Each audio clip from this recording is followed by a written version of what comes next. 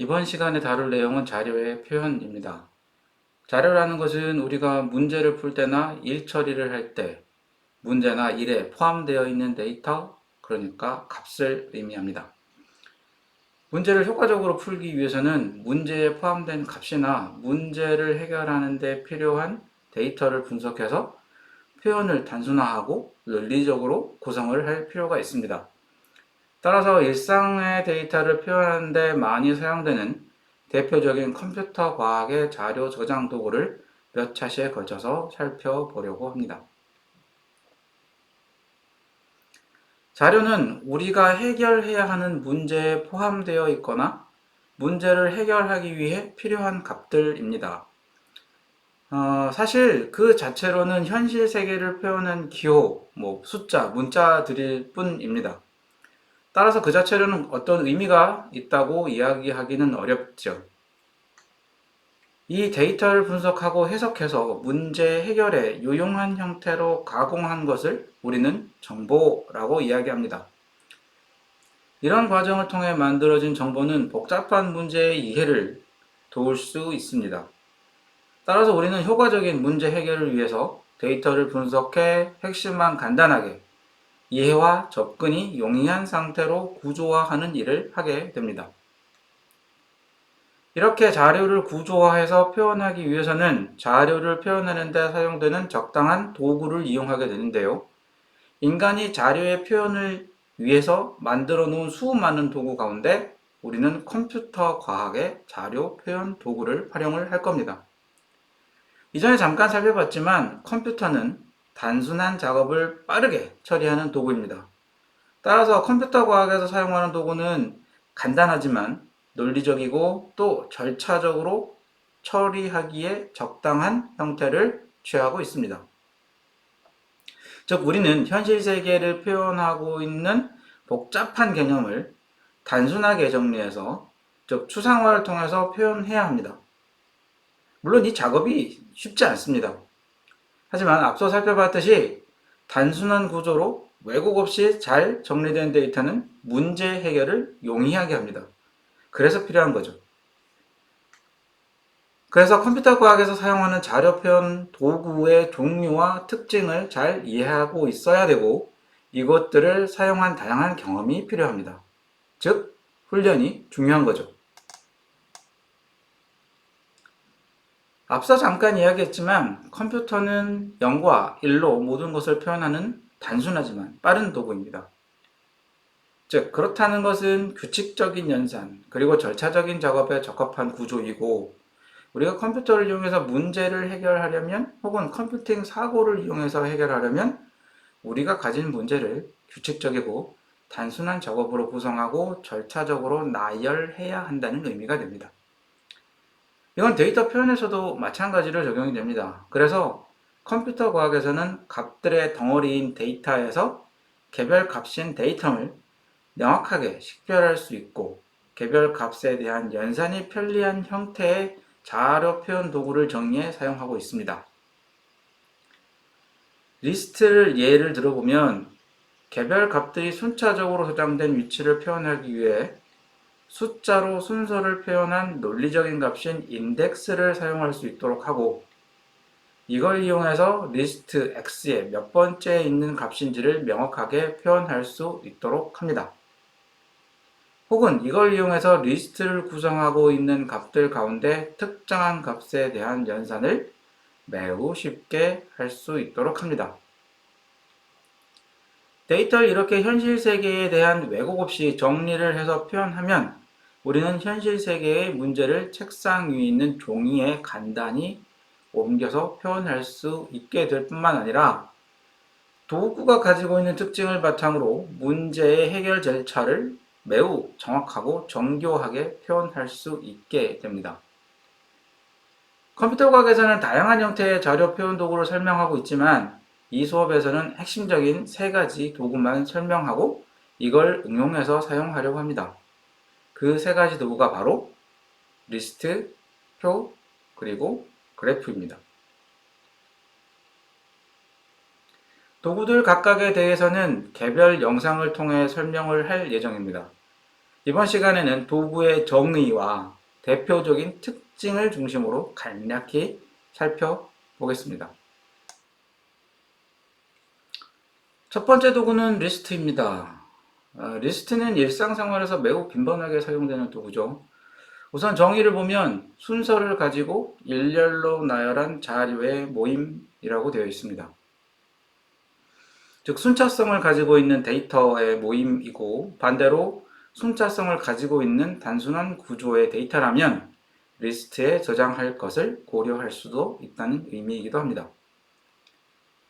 컴퓨터 과학의 리스트는 컴퓨터라는 도구가 가진 특성 때문에 현실 세계의 리스트에 비해 제한사항이 있습니다. 현실 세계에서는 리스트 중간이 빌 수도 있고, 값을 넣었다가 빼는 것들이 쓰는 사람 마음대로 임의로 자유롭게 이루어지죠. 그런데 컴퓨터 과학에서는 순서가 매우 엄격하게 지켜져야 하고, 시작, 끝, 이건 반드시 꼭 하나여야 합니다. 또 갈림길이라고 표현할 수 있을까요? 한 값 뒤에 나오는 값이 여러 개여서도 안 되고, 말 그대로 순차적인 순열이어야 하고요. 값을 추가하거나 삭제할 때 명확한 규칙 절차가 있어야 됩니다. 삽입을 하겠다고 하면 어떤 값들 사이에 넣을 것인지, 그리고 삭제를 하겠다고 하면 예를 들어 리스트 중간에 있는 값 하나가 사라지면 빈 공간이 생기거나 리스트가 끊어지게 되는데요. 이 빈 공간 혹은 둘로 나뉜 리스트를 어떻게 할 것인지에 대한 고려가 있어야 합니다. 그런 이유로 일상에서 우리가 사용하는 리스트와는 차이가 있다고 할 수 있겠습니다. 리스트는 문자를 저장하면 문자 리스트, 숫자를 저장하면 숫자 리스트가 되겠죠. 이런 사례는 컴퓨터 과학의 낮은 수준에서의 리스트이고, 컴퓨팅 사고에서는 좀 더 유연하게 하나의 값이 문자 여러 개, 집합 혹은 작은 리스트로 가정을 해도 괜찮습니다. 하지만 순차적인 특징 그 자체는 엄격하게 지켜져야 합니다. 이렇게 유연한 개념을 적용하다 보면 리스트의 한 값이 다른 리스트를 가리키도록 정의할 수도 있습니다. 이런 개념이 확대되면 아주 복잡한 데이터도 매우 유연하게 표현할 수 있게 됩니다.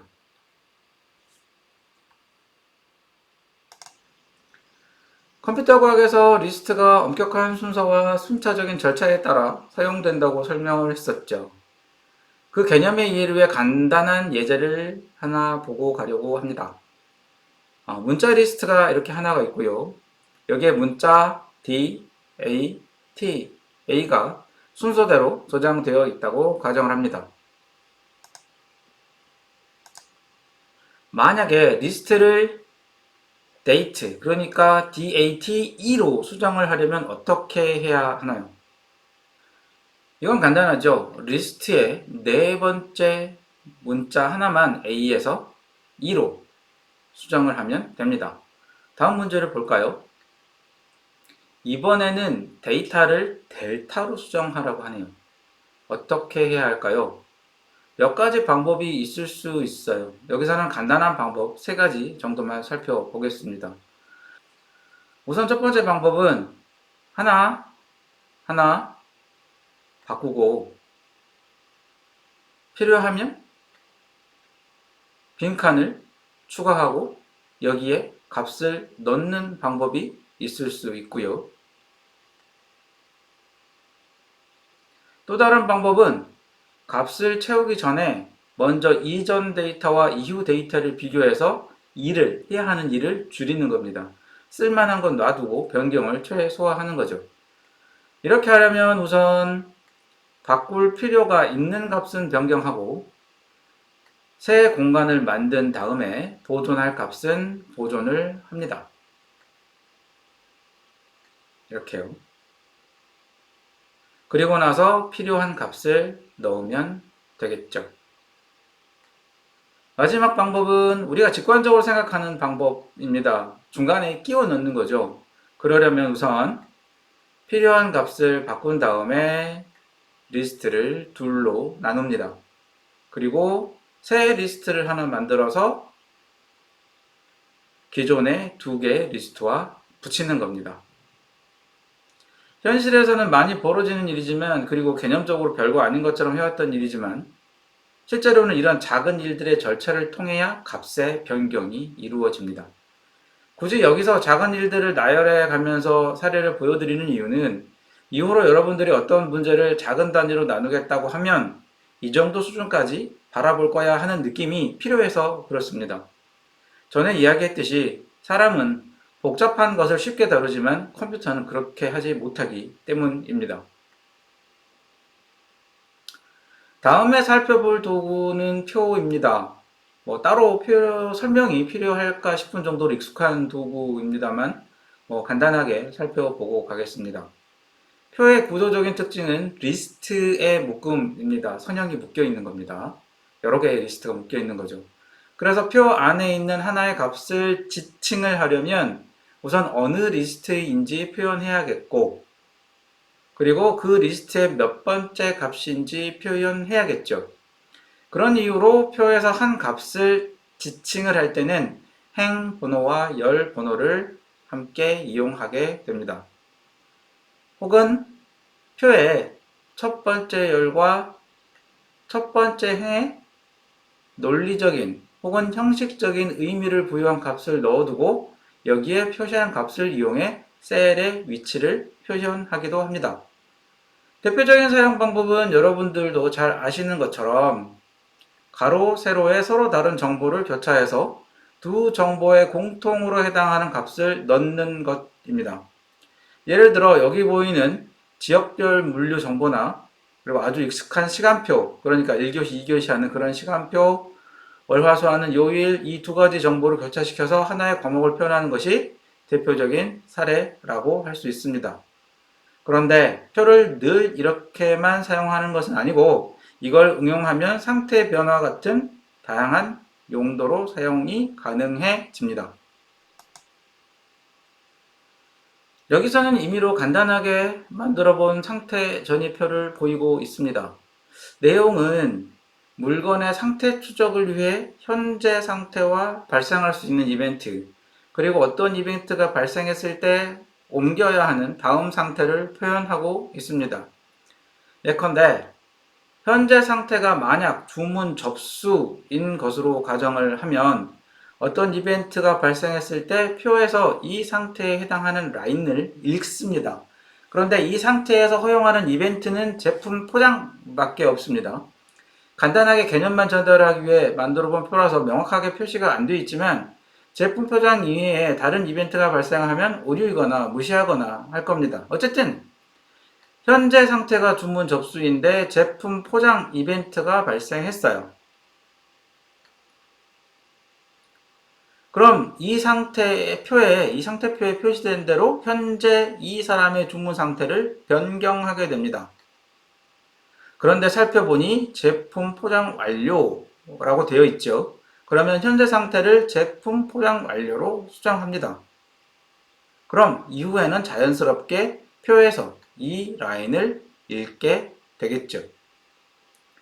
그림에는 현재 상태가 화살표로 표현이 되어 있지만 실제로는 변수에 저장해서 사용하는 게 일반적인 방법입니다. 마지막으로 그래프입니다. 이전에 학교에서 배웠던 막대 그래프, 꺾은선 그래프, 이런 그래프에서 시각화를 위한 그래프 그런 것과는 단어가 조금 다른 개념입니다. 수학에서 온 개념입니다.